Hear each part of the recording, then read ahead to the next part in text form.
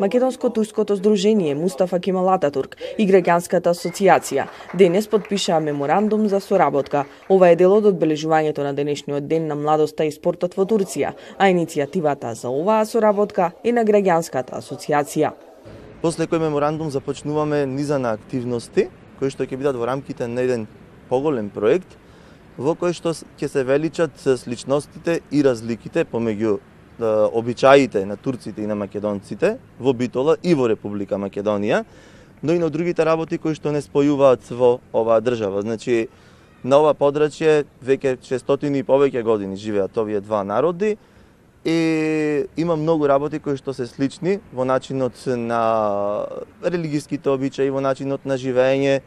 Имаме слична кујна, слични рецепти, значи од сите тие сличности, но и од разликите, ние се договоривме да направиме еден малку поголем проект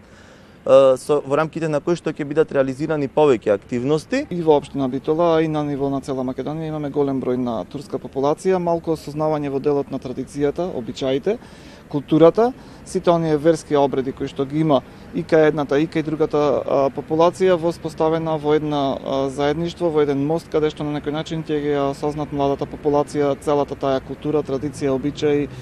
сите оние позитивни и негативни страни кои што ги има и во едната и во другата вера. Со тоа што сакаме да отпочнеме еден ваков проект мултиетнички, значи да ги доближиме овие двата народи, да ја доближиме таа млада популација во делот на соживотот, во делот на културните издигнувања на ниво на Македонија. Се надеваме дека со самата проектна активност можеме да ги поврзиме и двата народи, значи македонскиот и турскиот народ. Мостот на поврзување би ни бил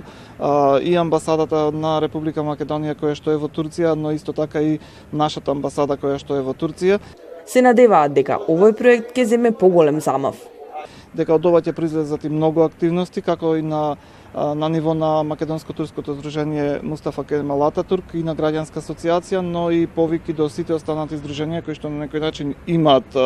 некоја си заедничка идеја, некоја си идеја која што е, како што напомена Шенол, значи самата идеја потикна од нас како Граѓанска асоциација, но без разлика, значи можеме да вклучиме и многу други учесници, експерти, значи лица кои што сака да се вклучат во самиот тој проект и да допринесат за воздигнување и подигнување на свеста кај пред сека малата популација за доближување на разликите и сличностите на овие два народи. Мислам дека ќе биде едно освежување не само во Битола, туку и во Македонија, затоа што